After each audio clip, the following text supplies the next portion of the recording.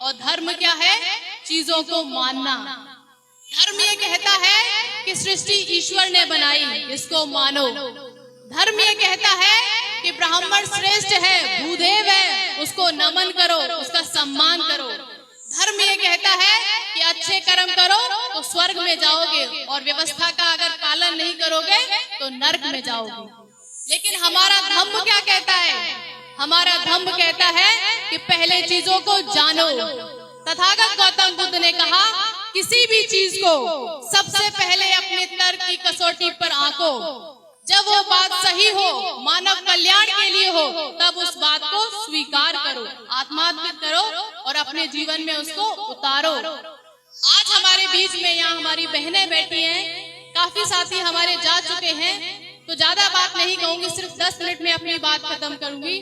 आदरणीय हमारे वंदे जी ने कहा था कि हमारी महिलाओं के जीवन में जो घूंघट है, जो भंते जी ने बताया कि हमारी माताओं बहनों को जब शादी के लिए देखने जाते हैं तब वो घूंघट नहीं करती, लेकिन वही बेटी शादी के बाद जब घर में आ जाती है तो उससे घूंघट कराया जाता है। लेकिन ये थोड़ी सी अधूरी बात है। अधूरी बात क्यों है? अधूरी बात इसलिए है कि पहले तो हमें ये जानना है कि ये घूंघट शुरू कहाँ से हुआ। कोई भी महिला, कोई भी बहन शादी से पहले घूंघट करती है? आपने किसी बहन को, किसी महिला को शादी से पहले घूंघट करते हुए देखा? नहीं देखा। शादी के बाद ही घूंघट आता है। तो ये जुड़ा किससे है? इसकी शुरुआत कहाँ से हुई? इसकी शुरुआत हुई है शुद्धिकरण की प्रथा से। जो मनुवादी व्यवस्था है, उस व्यवस्था ने इस देश की सबसे बड़ी शक्ति, जनशक्ति को बांटने के लिए महिलाओं के ऊपर गुलामी थोपी। महिलाओं को शुद्धिकरण में, उनके षड्यंत्र में फंसा कर रखा। और ये शुद्धिकरण है क्या? शुद्धिकरण जुड़ा हुआ है शादी से। जैसे आज हमारे समाज में शादियां होती हैं, इससे पहले भी जब हमारे पुरखे थे तब भी शादी होती थी। लेकिन हमारे पुरखों के समय में, हमारे दादी नानी के समय में शादियां 3 दिन की होती थी और आज शादी 1 दिन की होती है। अक्सर ये लोगों ने सुना होगा कि पहले शादियां 3 दिन की हुआ करती थी। तो 3 दिन की शादी में होता क्या था? 3 दिन की शादी में ब्राह्मणवादी व्यवस्था ने हमारी बहन बेटियों को शुद्धिकरण की प्रथा लागू की। और क्या किया? उन्होंने ये नियम बनाया कि शूद्रों की किसी भी महिला की जब भी डोली उठेगी, जब भी शादी होगी, तो उसकी डोली सबसे पहले 3 दिन के लिए कहाँ जाएगी? 3 दिन के लिए वो डोली जाएगी ब्राह्मणों के घर। और उन 3 दिनों में ब्राह्मण जिस तरीके से चाहे, जैसे चाहे, उस बेटी का, उस महिला का शोषण कर सकता है। उसका शुद्धिकरण के नाम से ये हमारी बहनों को षड्यंत्र पूर्वक उनको इस्तेमाल करते थे, उनका शोषण करते थे। और जब वो शुद्धिकरण कर देते थे, महिलाओं का उनसे मन भर जाता था, तो जब उनके घर वाले उनको लेने आते थे, जैसा भंते जी ने बताया कि महिलाएं घूंघट किससे करती हैं? जेठ से करती हैं और ससुर से करती हैं।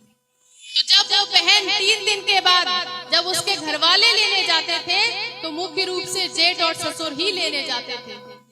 जिस बच्ची के साथ 3 दिन में जो दरिंदगी हुई, जो हैवानियत उसको हुई, जो उसके मान सम्मान स्वाभिमान को ठेस लगी, और जिस पीड़ा को उसने सहन किया, जब वो अपने घर वालों को आते हुए देखेगी तो उनसे नजरें मिला लेगी?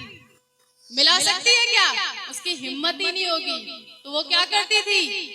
चेहरा ढक लेती थी, घूंघट कर लेती थी। और शादी के बाद आज भी हम ये देखते हैं कि सिर्फ घूंघट ही नहीं आया महिलाओं के जीवन में, शुद्धिकरण में उन्होंने एक और चीज दी महिलाओं को, वो दी है पहचान। जो शादी के बाद महिलाओं को ऊपर से नीचे तक पहचान मिली है, जिसको वो श्रृंगार कहती हैं, जिसको वो सुहाग कहती हैं, वो कहाँ से मिली? किसने इसकी शुरुआत की? ये श्रृंगार और सुहाग जुड़ा हुआ है उसी शुद्धिकरण से। जब ब्राह्मण लोग हमारी माताओं बहनों का शोषण करते थे और वो कहते थे कि जिस महिला को हमने एक बार इस्तेमाल कर दिया, अब हम उसको छुएंगे नहीं, तो हमें पहचान कैसे होगी? हम कैसे जानेंगे कि इसका शुद्धिकरण हो गया है? उन्होंने उसके लिए महिलाओं को शादी की ऊपर से नीचे तक निशानी दी, पायल, चूड़ी, बिंदी, सिंदूर, मंगलसूत्र, ये किसकी निशानी है? उसी शुद्धिकरण की प्रथा की। आज हमारे समाज में जो हमारे पुरखों ने इस व्यवस्था को बदलने के लिए अपना पूरा जीवन लगाया, लेकिन आज भी हमारी महिलाएं उसी प्रथा में, उसी चीजों को मानने में अपना समय, अपना बुद्धि, अपना धन खर्च कर रही हैं। आज हम इस देश में जो रह रहे हैं, आज हमारे पास संविधान की ताकत है। हमारे पुरखों ने जिन कठिनाइयों से, जिन संघर्ष से हमें संविधान दिया, वो संविधान हर महिला को रक्षा, सुरक्षा, अधिकार, सम्मान का हक देता है। ये हमारे पास है, तो हमें अपनी चीजों को ऐसे ही नहीं मानना है। हम बुद्ध के वंशज हैं, पहले हमें चीजों को जानना है। जो भी हमारे जीवन में हम करते हैं, उन चीजों का हमें पता होना चाहिए। लेकिन हमारी कुछ माताएं बहनें अज्ञान पूर्वक ये काम करती हैं। अगर कोई व्यक्ति इस चीज को जान जाए तो उसी दिन उन चीजों का परित्याग कर देता है। जैसे मैंने इन चीजों को जाना, तो मेरे जीवन में जब से मेरी शादी हुई और शादी से पहले मैं इन चीजों को पढ़ती थी, जानती थी, और मैं धन्यवाद करना चाहूंगी अपने जीवन साथी का, जिसकी वजह से मुझे ये मार्ग मिला, जिसकी वजह से मैंने अपने पुरखों को जाना, जिसकी वजह से मैंने माँ सावित्रीबाई फूले जी का 2018 में पहली बार नाम सुना। ये सारी चीजें भैया जी, ये सारी चीजें मुझे मेरे जीवन साथी से मिली, जिन्होंने मेरा मार्गदर्शन किया, जिन्हें मैं अपने गुरु के रूप में मानती हूँ, बाद में अपना जीवन साथी कहती हूँ। हम लोगों को, खास करके महिलाओं को ये जानना है, जो अज्ञानता के वश में आप जो श्रृंगार कर रही हैं, ये सुहाग कर रही हैं, सही श्रृंगार है क्या? सही संस्कार है क्या?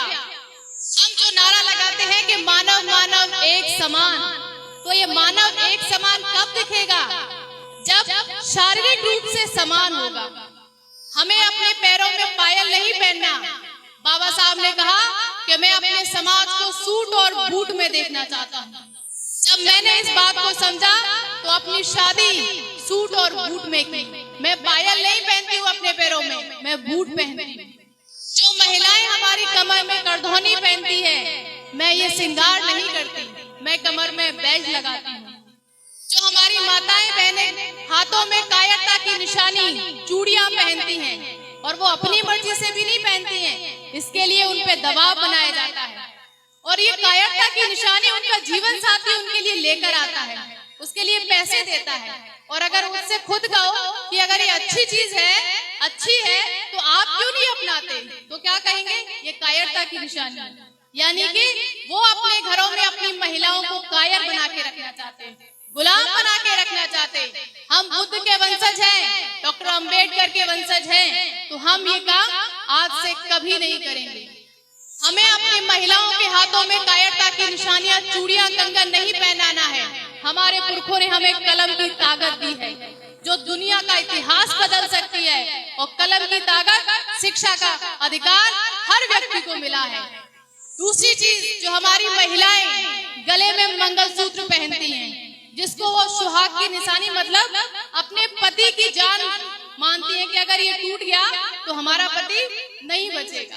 हमारे पति की जान मंगलसूत्र में है।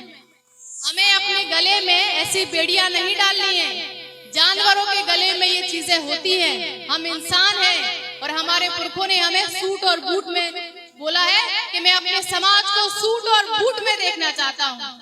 तो ये समाज में महिलाएं भी आती हैं और पुरुष भी आते हैं, तो महिलाओं को भी सूट बूट में आगे आना चाहिए। इस बात को मैंने शुरू किया, और अपनी शादी में नीली टाई लगाकर, सफेद कोट बूट और पहनकर अपनी शादी की। जो महिलाएं अपने माथे पर सिंदूर लगाती हैं, बिंदी लगाती हैं, वो हमें नहीं करना है। हमारे पुरखों का इतना गौरवशाली इतिहास है, वो शिक्षा है जो आपके मस्तिष्क में चमकती है, जो आपकी आंखों में स्वाभिमान पैदा करती है। अगर इन चीजों को हम जान लेंगे, और जिस दिन ये हम चीजें जान लेंगे, उसी दिन से ये कायरता की निशानी, चूड़ी, बिछिया, मंगलसूत्र, ये सारी चीजें अपने जीवन से हटा देंगे। तब जाके हम अपने नारों, बाबा साहब का नारा जो हम लगाते हैं कि मानव मानव एक समान, जब दिखेगा मानव एक समान, और प्रकृति ने महिला पुरुष की ऐसी संरचना की है कि हमें पता चल जाता है कि कौन महिला है कौन पुरुष। उनको ये निशानी देने की जरूरत नहीं है। ये कायरता है, ये गुलामी है। और अगर हम अपने समाज में आधा हिस्सा, आधी ताकत गुलामी में रखेंगे, उनका जीवन कायरता में गुजरेगा, तो आने वाली पीढ़ियां कैसी पैदा होगी। जो महिला अज्ञानी, अंधविश्वासी, पाखंडवादी होती है, वो महिला ऐसे ही बच्चों को जन्म देती है। जो आज हमारे भाई यहाँ पर बैठे हैं, मैं उनसे निवेदन करना चाहूंगी कि अपने जीवन में, जो भाई अभी जिनकी शादी नहीं हुई है, अपने जीवन में एक ऐसा जीवन साथी चुने जो आपके कदम से कदम मिलाकर आपका साथ दे, वो आपके पीछे ना खड़ा हो। जो कहावत है कि हर कामयाब व्यक्ति के पीछे एक महिला का हाथ होता है, पीछे नहीं होता भाई। बाबा साहब ने सम्मान दिया है, साथ होता है। इसीलिए आज के बाद से अपने जीवन साथी को पत्नी कहना बंद कीजिए। अगर आप उसको पत्नी कहेंगे तो आप उसके स्वामी कहलाएंगे, मालिक कहलाएंगे। और जो मालिक होता है उसकी सेवादार करने के लिए एक सेवक भी होता है। तो हमें अपने जीवन साथी को हमेशा साथ रखना है। क्योंकि यहाँ पर जैसा कि हम सब जान रहे हैं, अगर हमारी समाज में महिलाओं को हम बराबर रखेंगे तो देश में नहीं दुनिया में सबसे बड़ी शक्ति है जनशक्ति, जन सैलाब। और हमारा बहुजन समाज है 85%। अगर हम इन चीजों को जान गए तो जो हमारी महिलाएं आज जिस गुलामी में अपना जीवन जी रही हैं, अगर ये गुलामी से निकलेंगी तो हमारी जनशक्ति मजबूत होगी। दूसरी सबसे बड़ी ताकत क्या है? धन बल। पहला है जनबल, जन सैलाब, और दूसरा है धन बल। अगर हमारा जनबल जागरूक होगा, 85% महिलाएं, पुरुष जागरूक होंगे, अगर एक एक रुपए, दो रुपए भी देंगे तो हमें किसी भी काम को करने के लिए धन की कमी कभी नहीं होगी। तीसरी चीज क्या है? बाहुबल। जो बाहुबल है, जो हमारी माताएं अपने कोख में 9 महीने तक अपने बच्चों को रखती हैं, अपने खून से उनको सींचती हैं, और जब इस दुनिया में जन्म देती हैं तो कई सारी माताएं बहनें तो इस दुनिया से, अपने जीवन से, जीवन और मृत्यु के बीच में एक दौर आता है। कई सारी बहनें हमारी मृत्यु हो जाती है। इतनी कठिनाइयों में, दर्द में, पीड़ा में जब अपने बच्चे को आप जन्म देती हैं, उस वक्त जो आप दर्द सहती हैं, उस वक्त जो महिलाओं को पीड़ा होती है, जब एक महिला एक बच्चे को जन्म देती है, अगर हम किसी व्यक्ति को गोली मार दें तो उसको इतना दर्द नहीं होगा जितना दर्द एक महिला जब बच्चे को देती है। तो इतनी कष्ट में, दर्द में, पीड़ा में हम अपने सपूतों को पैदा कर रहे हैं। ये कुदरत ने सबसे बड़ी शक्ति दी है महिला को, एक इंसान, एक उत्पत्ति जो इस सृष्टि की हो रही है, उस इंसान को पैदा करने की। अगर हम बाहुबल मजबूत रखेंगे और धन बल हमारा मजबूत होगा, जन बल मजबूत होगा, तो हमें एक और बल की जरूरत है, वो सबसे बड़ा है। वो क्या है? वो है मनोबल। मन जो हर काम का अगुआ होता है। जब हमारी जनशक्ति मजबूत होगी, हमारे पास धन होगा, हमारे पास बाहुबल होगा, तो निश्चित रूप से हमारे लोगों का मनोबल भी आगे बढ़ेगा। जो हमारे पुरखों की विचारधारा में जो ताकत है, जो एक इतना विशाल है, जो हर इंसान के लिए, हर व्यक्ति के लिए उपयोगी है। आप सभी को जो डॉक्टर साहब ने जो बात बताई थी कि हमारी सबसे बड़ी बीमारी है जाति, उसका कारण है धर्म, उसकी निवारण है एक साथ बैठना, एक साथ खाना, एक साथ शादी समारोह करना। उसमें एक और चीज रह गई, उसका परहेज क्या है? हमें बीमारी पता चल गई, कारण पता चल गया, दवा पता चल गई, खाने का तरीका भी हमने जान लिया। अगर हमने परहेज नहीं किया तो बीमारी हमारी ठीक नहीं हो सकती। हमारा परहेज क्या है? हमारा परहेज है कि ऊपर के तीनों वर्णों को, ब्राह्मण, क्षत्रिय, वैश्य, तीनों को कभी भी किसी भी रूप में हम दान नहीं करेंगे। चाहे भागवत हो, चाहे कथा हो, चाहे मंदिर हो, पुजारी हो, सीधे हो, कोई भी चीज हो, हम ऊपर के तीनों वर्णों को कभी भी दान नहीं करेंगे। दूसरा परहेज क्या है? दूसरा परहेज है मान सम्मान। जो व्यक्ति की सबसे बड़ी पूंजी होती है उसका स्वाभिमान। हमारे लोग उन चुटिया वालों को, एंटीना वालों को बड़ा कहते हैं, ऊंचा कहते हैं और उनका सम्मान करते हैं। आज तक उनके पुरखों ने, उनके बच्चों ने हमारे लोगों का कभी सम्मान किया? हमारे पुरखों को तो आज तक वो अपमानित करते हैं, बाबा साहब की आए दिन मूर्तियां तोड़ते हैं। तो ऐसे दुष्ट लोगों को हमें मान सम्मान देना चाहिए? क्या हम उनको मान सम्मान देंगे? कभी नहीं देंगे। और तीसरी चीज क्या है? तस्वीर बदल सकती है। जो हमारे पुरखों ने हमें सबसे अनमोल हथियार दिया, वो है मतदान, मताधिकार। जिसे बाबा साहब 1930, 31, 32 गोलमेज सम्मेलन से हमारे लिए लेकर आए। और बाबा साहब ने इस बात को कहा कि अब इस भारत देश में कोई भी राजा रानी के पेट से जन्म नहीं लेगा। अब इस देश में राजा वोट की पेटी से पैदा होगा।